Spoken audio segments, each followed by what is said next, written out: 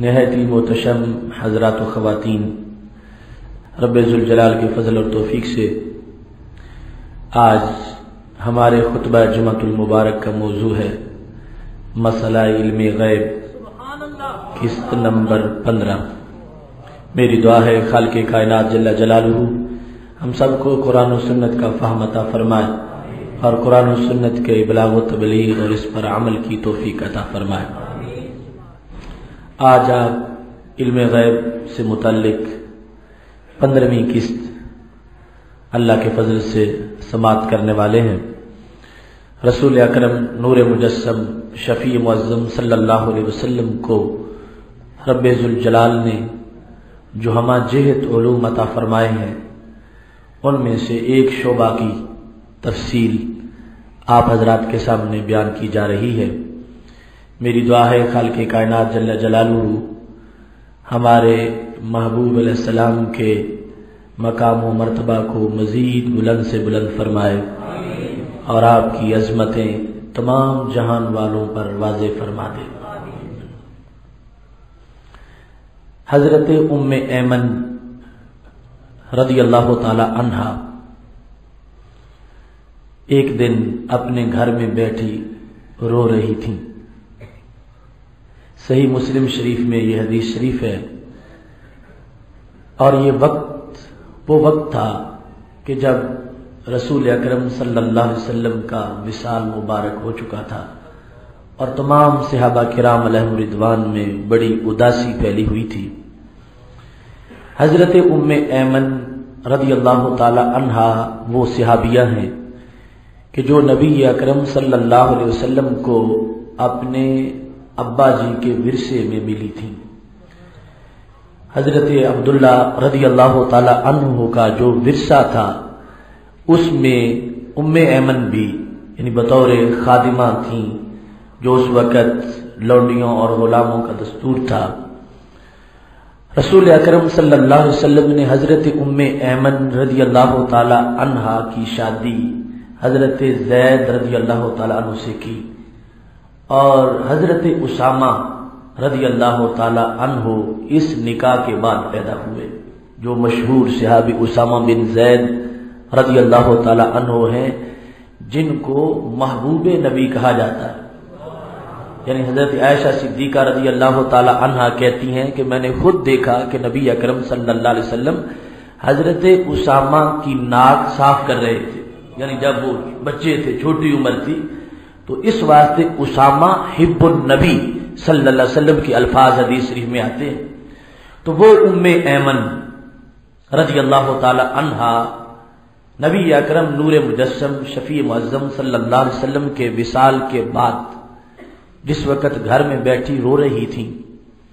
سیدنا صدیق اکبر رضی اللہ تعالی عنہ اور حضرت عمر فاروق رضی اللہ تعالی عنہ دونوں ان کے پاس تشریف لے گئے، اور یقیناً ان کی خدمات بہت زیادہ تھیں، اور نبی اکرم نور مجسم شفیع معظم صلی اللہ علیہ وسلم کی چھوٹی عمر میں انہوں نے خدمات بھی حضرت ام ایمن رضی اللہ تعالی عنہا نے بہت زیادہ اپنی طرف سے پیش کی تھی۔ اس لحاظ سے ان کے پاس روایت اور علم کا ذخیرہ بھی بہت زیادہ تھا۔ تو یہ دونوں جن کو شیخین کہا جاتا ہے، امت کے سب سے بڑے شیخ الاسلام سیدنا صدیق اکبر رضی اللہ تعالی عنہ اور حضرت عمر فاروق رضی اللہ تعالی عنہ کسی مسئلہ میں مشاورت کے لیے حضرت ام ایمن رضی اللہ تعالی عنہا کے پاس جب پہنچے تو انہوں نے دیکھا کہ وہ رو رہی ہیں، تو پوچھا ما یبکی کے، ام ایمن کیوں روتی ہو؟ اب ان کو خود پتا تھا کہ رونے کا سبب کیا ہے۔ نبی اکرم نور مجسم شفیع معظم صلی اللہ علیہ وسلم کے فراق میں یقیناً رو رہی ہیں۔ ما یبکی کے، تمہیں کون سی چیز رلاتی ہے؟ ساتھ ہی اپنی طرف سے دونوں نے جواب دیا ما عند اللہ خیر لرسولہ صلی اللہ علیہ وسلم۔ ام ایمن ٹھیک ہے کہ ہمارے محبوب علیہ السلام ہم سے جدا ہو گئے، لیکن یہ بات یاد رکھو کہ جو کچھ اللہ کے پاس ہے وہ ہمارے نبی علیہ السلام کے لیے زیادہ اچھا تھا، اس لیے رب نے ان کو اپنے ہاں بلا لیا ہے۔ ما عند اللہ خیر لرسولہ صلی اللہ علیہ وسلم، جتنی دیر ہم میں موجود رہے اللہ کی حکمت کا یہی تقاضا تھا، اور پھر باقاعدہ مشورہ کیا گیا، اور یہ ہمارے نبی علیہ السلام کا ایک اختصاص ہے کہ اللہ نے پہلے مرضی پوچھی، حالانکہ وہ جانتا ہے، فرشتوں کو بھیجا کہ اگر میرے پاس آنا چاہتے ہو تو ٹھیک ہے، ورنہ دائمی حیات زمین کے اوپر کی وہ میں تم کو عطا کر دیتا ہوں۔ تو اس وقت اختار الرفیق الاعلی، ہمارے نبی علیہ السلام نے کہا کہ میں اعلی رفیق کی رفاقت کو پسند کرتا ہوں۔ پھر محبوب علیہ الصلوۃ والسلام کا وصال ہوا تو اب یہ دونوں کہنے لگے ما عند اللہ خیر لرسولہ، جو کچھ ہونا تھا ام ایمن وہ تو ہو گیا، لیکن یہ یاد رکھو کہ اس وقت ہمارے محبوب علیہ السلام کا رب کے پاس پہنچنا یہی حکمت کا تقاضا تھا کہ جو کچھ اللہ کے پاس ہے وہ ان کے لیے بہتر ہے، تو اس واسطے خالق کائنات نے ان کو اپنے ہاں بلا لیا ہے۔ حضرت ام ایمن رضی اللہ تعالی عنہا بھی پھر ام ایمن تھی، کہنے لگی انی لعالم ان ما عند اللہ خیر لرسولہ، یہ میں بھی جانتی ہوں کہ جو کچھ اللہ کے پاس ہے وہ ہمارے نبی علیہ السلام کے لیے اب بہتر تھا، اسی لیے ہی رب نے بلا لیا ہے، یہ بات میں بھی جانتی ہوں، لیکن اب کی لانقطاع خبر السماء، روتی اس لیے ہوں کہ پہلے جو سلسلہ تھا کہ ان کے پاس بیٹھتے تھے تو ہمیں آسمانوں کی باتوں کا پتہ چلتا تھا، خبر سما ہمارے سامنے ہوتی تھی، اور تمام علوم کے اس طرح جام چھلکتے تھے، اور بڑی بڑی دور کی چھپی ہوئی باتیں ہمارے لیے بیان ہو جاتی تھیں۔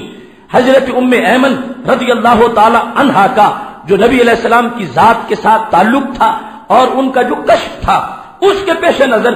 اب وہ یہ بھی سمجھتی ہیں کہ اب بھی ملاقات کا ایک سلسلہ ہے،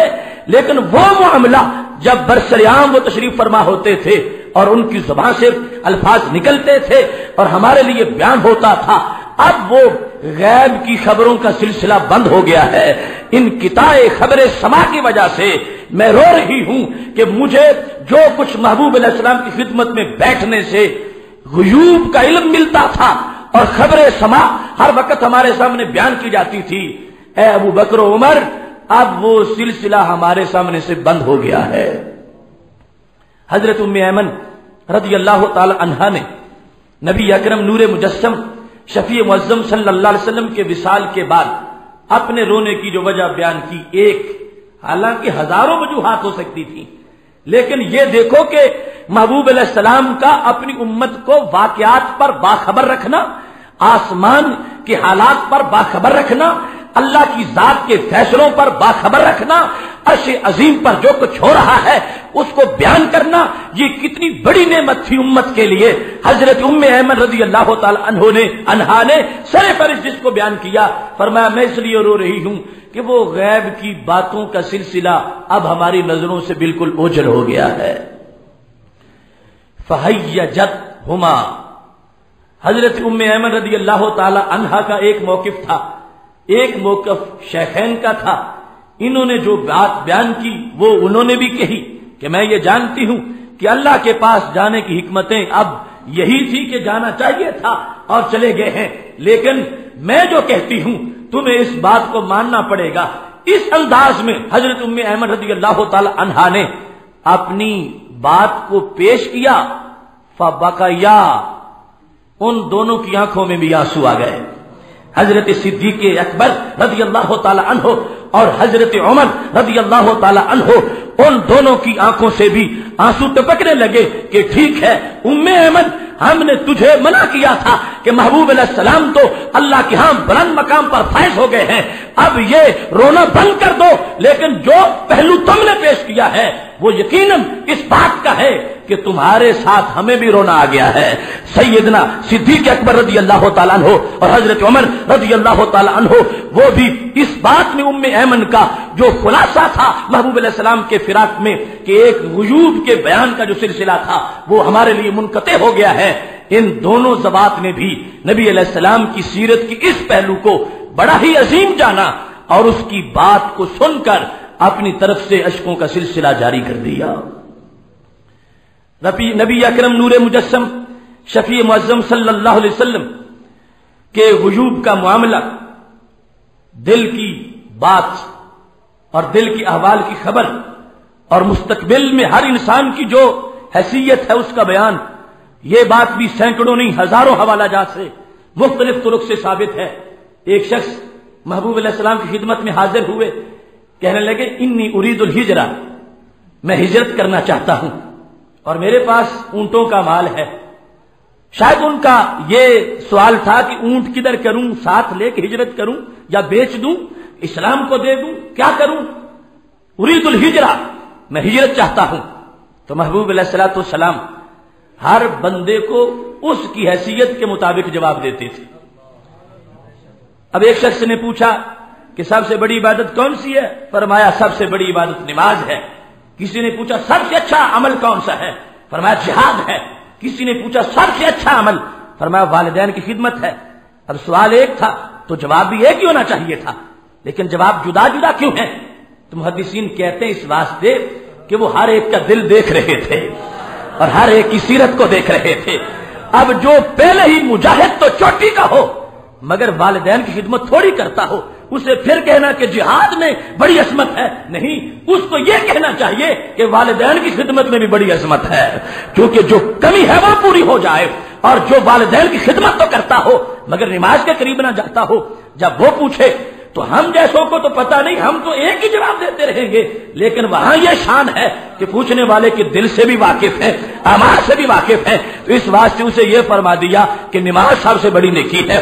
اب یہاں ایک شخص نے پوچھا، حالانکہ ہجرت کا اتنا بڑا ثواب ہے، قرآن مجید میں بار بار ہجرت پر اجر عظیم کا اعلان ہوا، اور یہاں تک بالآخر کہہ دیا گیا کہ جو ہجرت نہیں کرے گا اس سے ہم بیزاری کا اعلان کر رہے ہیں۔ اب یہ شخص آ گیا کہ ہجرت کرنا چاہتا ہوں۔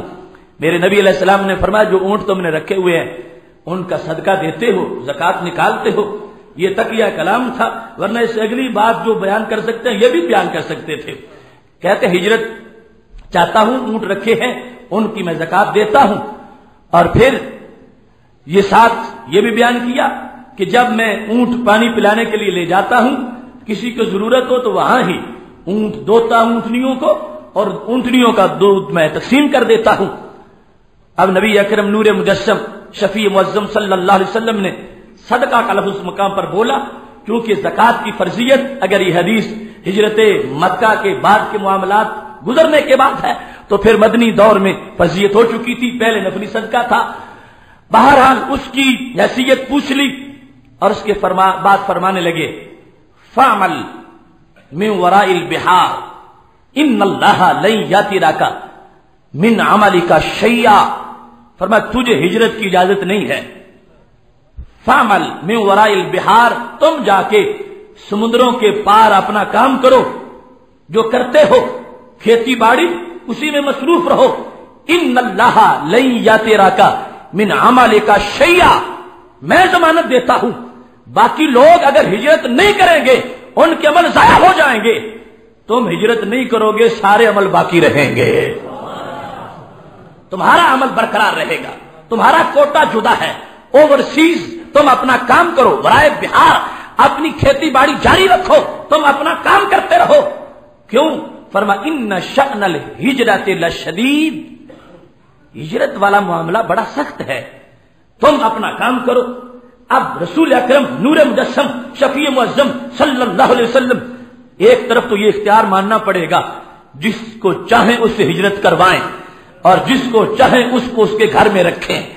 جس کو چاہیں اس کو گھر سے دور کریں، جس کو چاہیں گھر ہی میں ہجرت کا ثواب دلوا دیں۔ اور پھر یہ جو معاملہ تھا، فرما ان شأن الہجرت لشدید،